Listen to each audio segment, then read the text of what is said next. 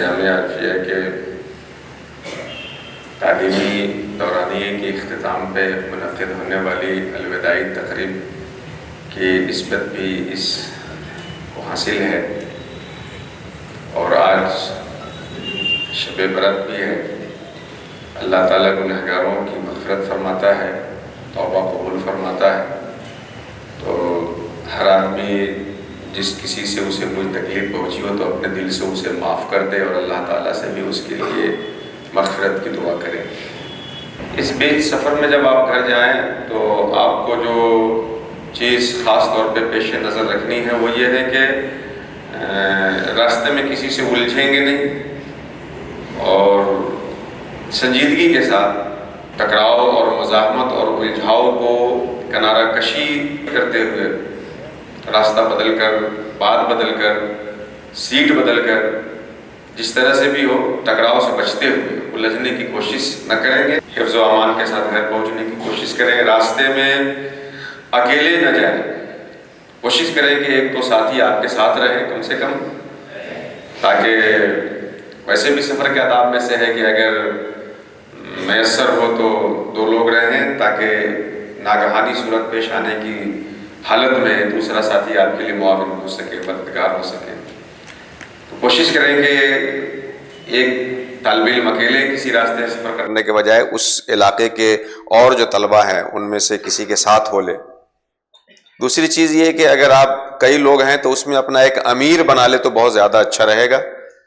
کتنا کرایہ لگے گا، کیا ہوگا، کیسے ہوگا، کہاں رکنا ہے، کہاں چینج کرنا ہے گاڑی کو، کہاں ٹھہرنا ہے، کیسے کرنا ہے، اس سلسلے میں امیر بنا لیں۔ امیر آپ لوگوں کے مشورے سے سفر کو طے کرے تو اور زیادہ اس میں برکت ہوگی۔ اور ایسا نہ ہو کہ آپ سفر میں جا رہے ہوں تو آپ کا رویہ ایک غیر مہذب انسان کے رویہ کی طرح ہو۔ آپ سفر میں جائیں تو آپس میں ایسے گفتگو نہ کریں کہ سامنے سیٹ پہ بیٹھا ہوا آدمی وہ آپ کو دیکھ کر کے پھر آپ کے اسلام کے حوالے سے اور آپ جس ادارے سے پڑھتے ہیں اس ادارے کے حوالے سے منفی سوچ میں مبتلا ہو جائے۔ سفر کے دوران بھی آپ کا جو رویہ ہونا چاہیے وہ مہذب ہونا چاہیے۔ اپنے گھر، خاندان اور رشتہ داروں کے بیچ جب چھٹی کے اوقات گزارے تو اس بیچ بھی اس بات کی رعایت آپ کو کرنی چاہیے، اور کرنی بہتر ہے کہ آپ مہذب انسان کی صورت میں رہیں، کیونکہ آپ جس شکل میں اور جس صورت کو اختیار کر رہے ہیں اور جس راستے پہ آپ چل رہے ہیں اور لوگ جس راستے پہ آپ کو دیکھ رہے ہیں، اس راستے پہ چلنے والوں سے لوگوں کی بڑی امیدیں وابستہ ہوتی ہیں۔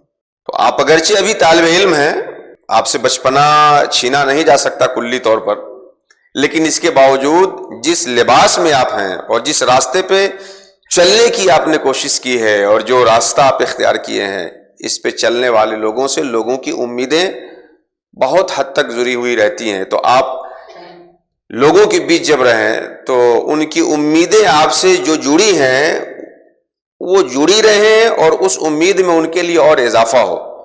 آپ لوگوں کے بیچ جا کر ایسے رویہ نہ اختیار کریں کہ لوگ اپنی امید آپ سے منقطع کر لیں، لوگ آپ سے مایوس ہو جائیں۔ گھر جائیں تو نمازوں کی پابندی آپ کی ہونی چاہیے۔ نماز صرف مدرسے میں رہیں تب فرض ہو، ایسا نہیں ہے۔